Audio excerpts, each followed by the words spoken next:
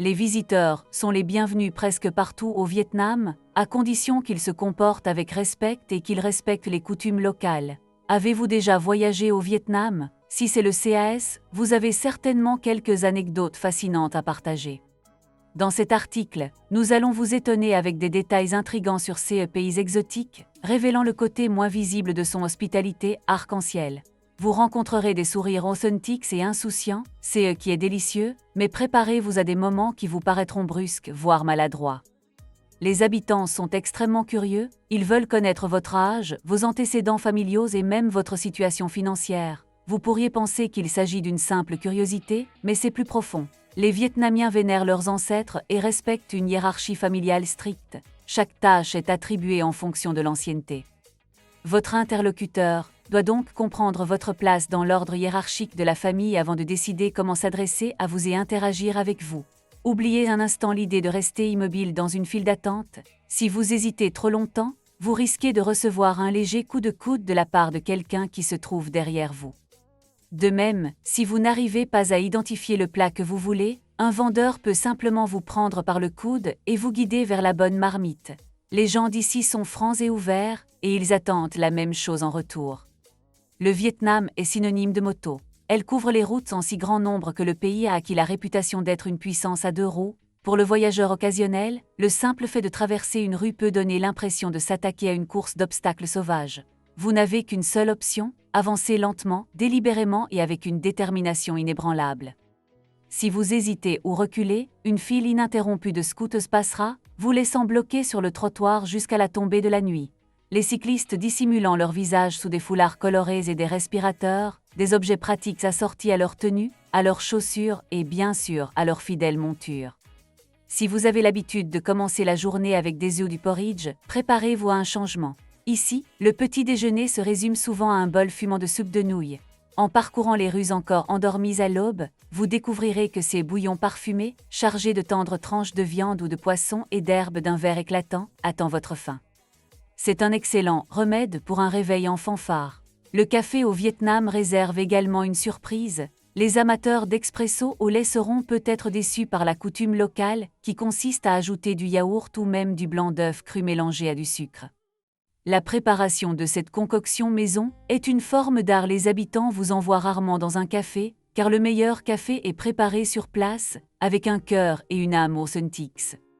Avez-vous entendu les horribles histoires de viande de chien au Vietnam? Il ne s'agit pas de simples légendes urbaines. Dans les régions septentrionales, certaines familles croient que la consommation de chair canine apporte la bonne fortune, renforce la virilité masculine et éloigne les malheurs.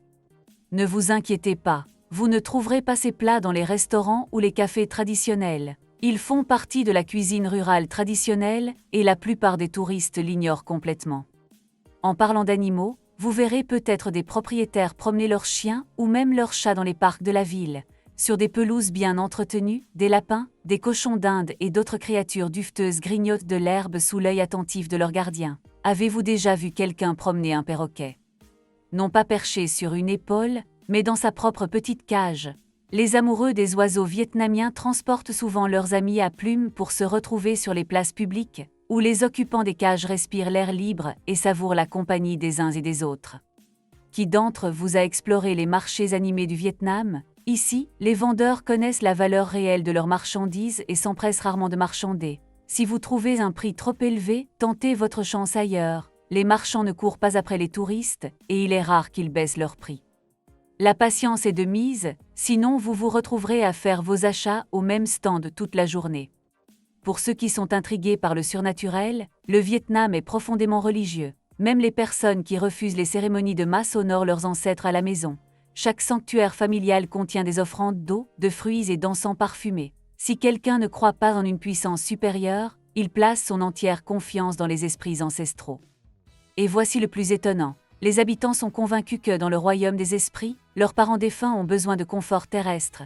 Des boutiques vendent des répliques en papier d'argent, de voitures et même de maisons, toutes fabriquées en carton. Six bien symboliques sont brûlées en guise d'offrandes et envoyées dans des panaches de fumée aux parents bien-aimés de l'autre côté.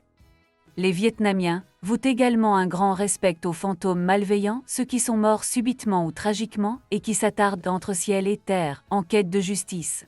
Pour apaiser ces âmes agitées, vous trouverez de petits hôtels à l'endroit où les accidents se sont produits. Des offrandes y sont déposées, et l'on pense que les esprits reposent en paix une fois qu'ils ont reçu leur dû. Permettez-nous à présent de partager une histoire de fantôme qui fait froid dans le dos. Le 10 février 1970, pendant la guerre entre le Nord-Vietnam et les États-Unis d'Amérique, un groupe de soldats vietnamiens se tenait en embuscade lorsqu'ils entendirent une voix obsédante qui les appelait à travers la jungle. « Mes camarades, je suis revenu pour vous avertir », a-t-elle entonné. « Je suis déjà en enfer, mon destin est scellé, rentrez chez vous avant qu'il ne soit trop tard. » Les soldats sont déconcertés, mais aucun n'abandonne son poste. Il s'est avéré que cette étrange émission était une opération psychologique secrète conçue par des psychologues américains dans le but de briser le moral de l'ennemi.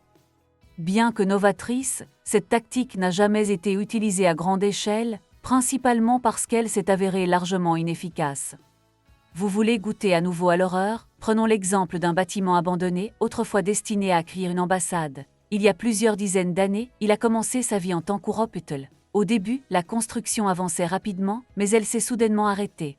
Les ouvriers ont signalé des phénomènes inexplicables et ont commencé à démissionner en masse. Des experts en feng shui ont diagnostiqué de graves déséquilibres structurels qui emprisonnaient de l'énergie négative dans les murs. Les habitants affirment entendre des bruits étranges émanant des ruines à moitié achevées et évitent complètement l'endroit. Il y a aussi les villas fantômes, près du col de Prène, plusieurs maisons majestueuses qui, bien qu'à peine altérées par les intempéries, sont enveloppées d'une lueur sinistre. La légende raconte qu'une jeune mariée est tombée dans un puits lors de sa nuit de noces. Depuis, son esprit erre sur les lieux, terrifiant ceux qui s'aventurent trop près. Pour en revenir aux déplacements quotidiens au Vietnam, nous avons déjà chanté les louanges du petit déjeuner. Cependant, tous les touristes ne sont pas enchantés par les plats des restaurants. Si vous souhaitez goûter à quelque chose d'audacieux, les chefs locaux sont réputés pour associer des ingrédients improbables, par exemple, de la viande avec des fruits tropicaux sucrés puis pour arroser le tout d'une sauce piquante et épicée. Les gourmets aventureux se délecteront de cette fusion, mais gare au casse-cou. Vous hésiterez peut-être à la commander à nouveau. Bien que de nombreux voyageurs s'enorgueillissent de ne pas laisser de traces, les déchets sont un problème pressant ici. Il n'y a pas si longtemps, les clients des cafés jetaient leurs déchets sous leurs chaises. Aujourd'hui, des poubelles bordent les trottoirs, mais le ramassage des déchets manque cruellement d'homogénéité.